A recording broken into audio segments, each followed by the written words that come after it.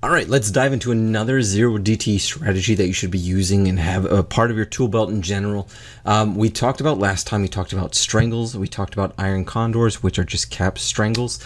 Today, we're going to talk about straddles, all right?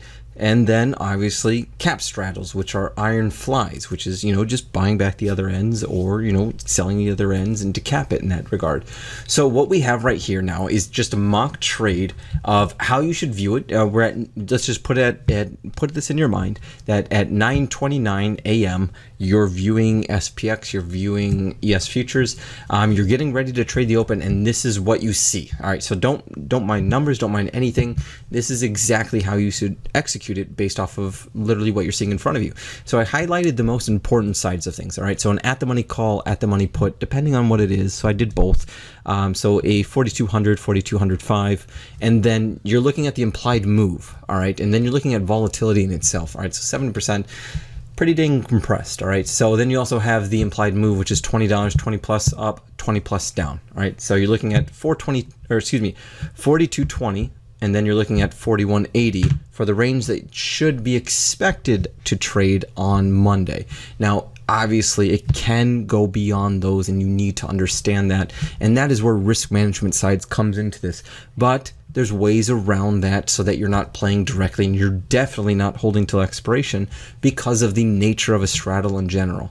So let's dive into that side of things, because that is the uttermost important side of things. So if you are selling a 4200 at the money call and selling a 42 at the money put, that literally means that if you want to collect absolute utter maximum, you have to have that close directly at 4200, which the chances of literally getting a perfection pin on anything is just very slim. Let's put it at that. All right, it's not going to happen. So you need to then define a different aspect of this strategy that actually can work and can be, repeated with success.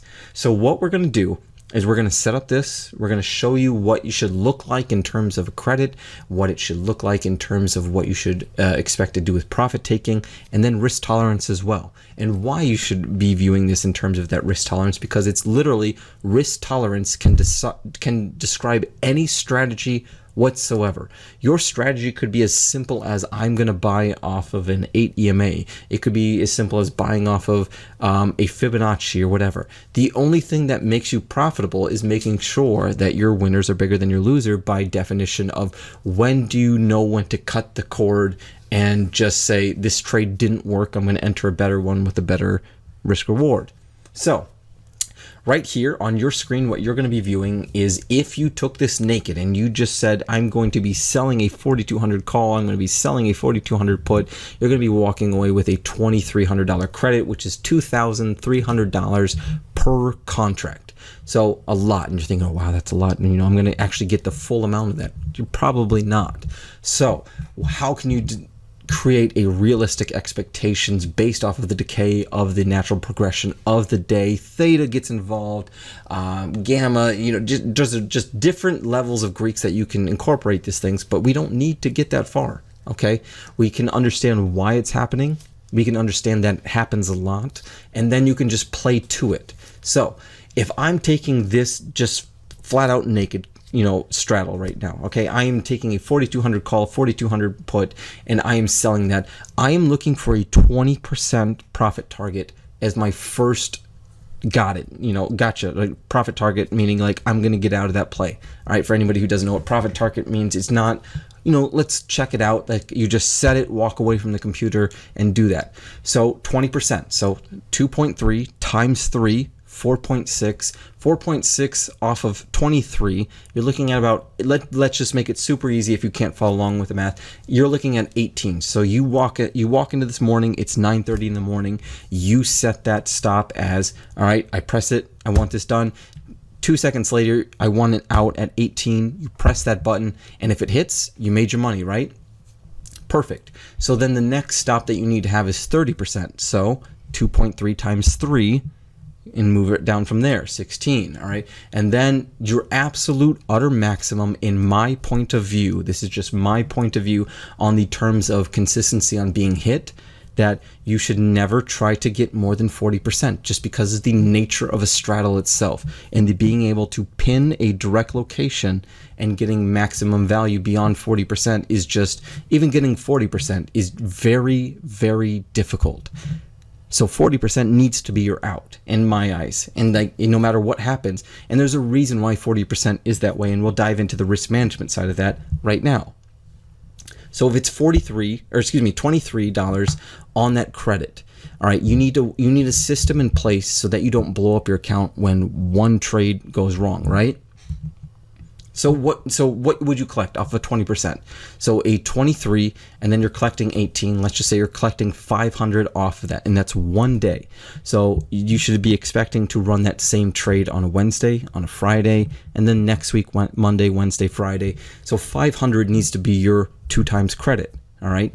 So 2 times credit off this would be, then you're looking to get out at a $28 credit in case things get absolutely, utterly moving that day, and you just have a system in place. That doesn't matter. If it hits, accept it. Take it on the chin, move forward. It happens. You're not going to win 100%. There's no strategy in the world that wins 100%. But you're looking at this over the course of weeks, months, years. The fact that those days are so rare, according to this strategy, that over time, you will be making money off of this. All right. So you take the 2 times percent right here. So that means that on Wednesday, when you run this, you're break even because you hit that 20% target, you got it. And then on Friday, you hit your 20% target, you're up $500 on the week. $500 a week is not bad for a lot of people out there. Like, I'm going to say this, it's not bad for 99.9% of the people that are out there that are trying to trade, because 99% of people can't make this type of money. All right. If 9 out of 10 traders lose, you're not special because you think you won 1 week in a row. You need a strategy that's proven over years. And that's what we have here. We have the defined statistics to prove that selling short on a strangle over the course of many years can lead, and you're playing off of the dealer's hand. All right. So the next side of things is, nobody wants to sell naked. Number one is it costs a lot to open that. All right. Not cost a lot, but it requires money to be put up front to cover that trade. It's expensive. It's utterly expensive. And let's just say the broker just malfunctions one day and you get caught in a trade that you can't close. That's a lot of open exposure. So what's the next step that you can take to define risk even further and handle that type of market dynamic? All right. Is you then jump into the iron fly side of things. So then you're doing the exact same thing. You're selling a 4,200 call, selling a 4,200 put, and then you are capping it.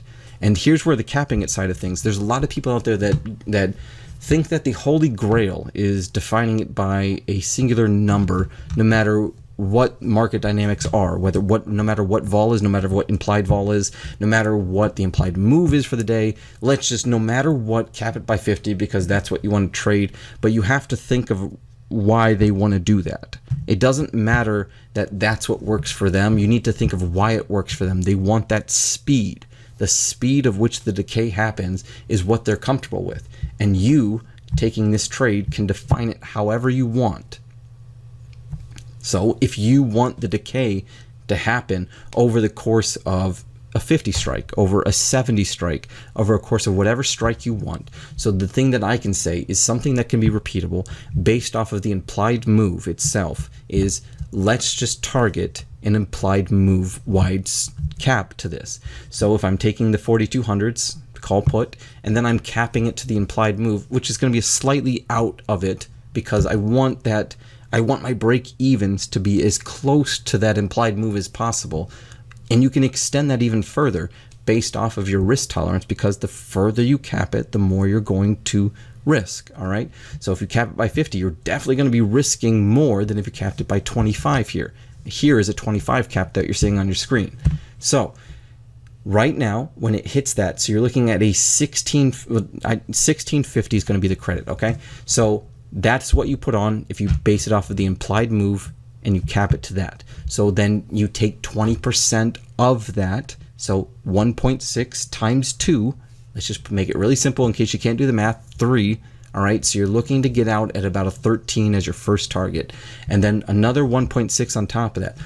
Then you're looking to get out at 1150. Another 1.6 on top of that. You're looking to get out as 10 credit on your absolute utter max. If the day just continues to trade sideways and things are working for you and you just want to push your luck a little bit further and collect on that, then you push it to that 10, all right? And so by getting that 10, getting anything beyond 20, all right, you extend your risk tolerance, because if you're having a 2 times credit day where all of a sudden this goes against you, 1.6 times 2 on that, all right, what you're going to be doing is looking to get out at a 19 or whatever it is for you. No matter, I don't want to define numbers, but whatever it is, you're going to be looking to get out there so that by Wednesday, if you make that same trade, you're back in it, okay?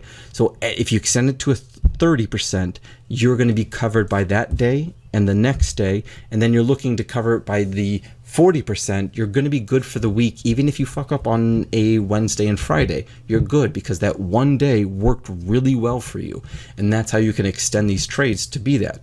So this is just the definition of selling of straddle, okay? Everybody talks about it. Everybody says just sell it. Selling a premium is great because it plays into what the dealer wants exactly, okay? They want to collect premium, so why shouldn't you be joining that trade if they're willing to do anything to collect that premium? Like, people keep on misdescribing and just bad information that's out there. But let's play into that's what this whole definition is. You want to collect off that, you want to move forward, and then here are the dynamics behind it. So set up the structure, sell at the money, no matter what it is.